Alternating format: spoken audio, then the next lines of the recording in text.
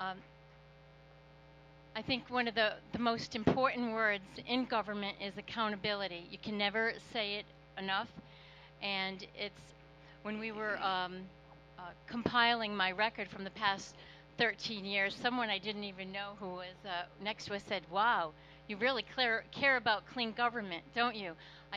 Before I was elected, I was a volunteer for a common cause and was working on open government. And when I was first elected, some of my very first legislation was about openness.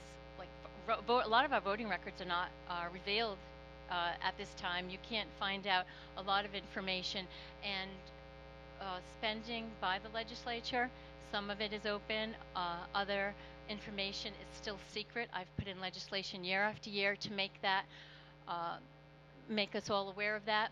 But I think one of my biggest accomplishments, and I'm happy to be able to tell you about this tonight, is, have you ever heard of state consultants?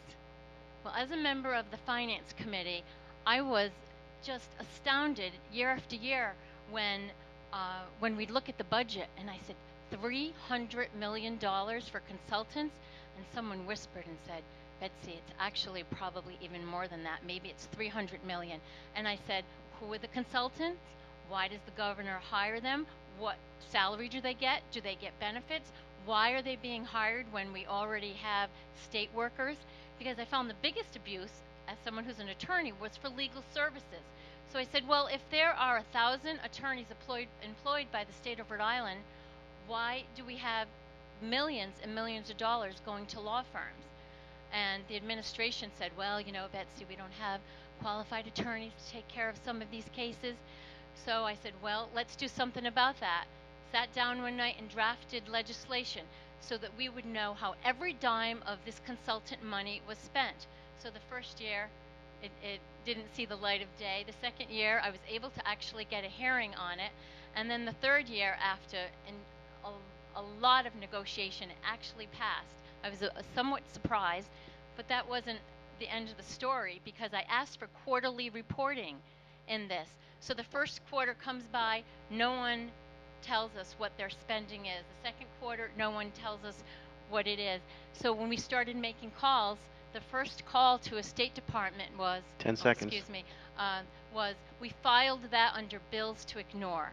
And I can tell you now we're just starting to get that information. So accountability in spending is very important. As far as state elected officials, state representatives and senators are 2 years. I can tell you my feeling for we would need to change the Constitution. The Constitution, the United States Constitution, allows for 2-year terms and 6-year terms for Senate.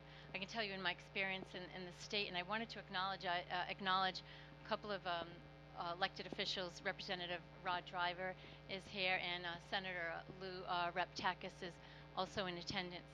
Good evening. I think there should be term limits in the state legislature, and when I've been asked on how long I think that should be, I think maybe about 10 years. Anything less than that, then you're giving the staff a bit more power. They're not the elected officials, but they'd be the ones with the institutional experience making the decisions. But as far as federal, we'd have to change the United States Constitution. I'm sure James Langevin would like it to be 4 years or 6 years, so he's not facing challengers every 2 years. We live in a wonderful democracy. The day we announced for Congress, in Iran they hung dozens of people for opposing the government. And I said, regardless of what party you're from or being able to come here and speak tonight, I don't think we'll get hung, hope not, or shot. It's good that we have a voice. The United Nations is an important voice. I think America, we call the shots there. We certainly pay for most of the costs associated with the United Nations, but we're the ones that are controlling the dialogue. It's a global economy. This is very important for our economy, for our businesses, and for world peace, that we are setting the agenda in the United Nations. The the United Nations is very important as we move forward, especially with all the conflicts that we're involved in throughout the globe. And again, with businesses, we have the best manufacturers, the best products here. Trade agreements, our imports and exports all need to be uh, part of the discussion. We were just looking today, and if you look in the Wall Street Journal, talking about our exports are down. Why aren't we helping businesses to get our goods out of the country and all over the world? We've started a program at Bryant College regarding exports, and what we've been doing is, even if you're a one-person business, but you have a good and you want to get that to another country, we're starting to help you do that. And in Congress, I think we need to work on a mentorship program so we can do more exports. I think there should have been more of a heads up on this economic crisis that we're facing. Did Ben Bernanke drop the ball? Shouldn't they have known that there would be a crisis coming along? I think as far as the Federal Reserve is concerned, or any government entity, there needs to be more oversight and accountability for what is happening. I think Congress is letting the Federal Reserve make decisions without bringing them in and asking the questions. If they have jurisdiction over a financial institution, then it's incumbent upon members of Congress to be asking the questions to avoid these crises in the future.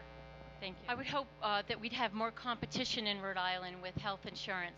As someone who's worked with Blue Cross and then United, we're always wondering, why don't we have more health insurers in the state?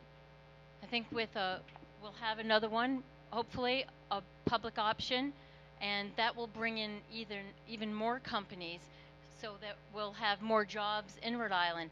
One of the bigger problems I have found with just the two entities that we need to address are administrative costs for insurers.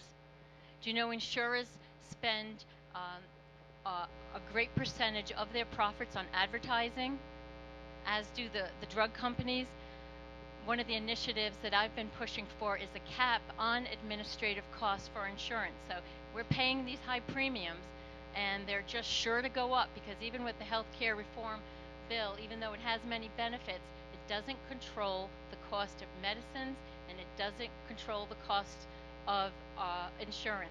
So whatever premiums you're paying this year, I don't think there's many of us who think we can afford more of that in the future. So when we're looking at health insurance, we want more in this state, but we need to control their administrative costs. I propose capping them at 15%, and I also encourage a look at their reserves, which tend to be considerable. I think Blue Cross currently this year is about $50 million in reserves. They need to account to us on why they need that much money. Thank you.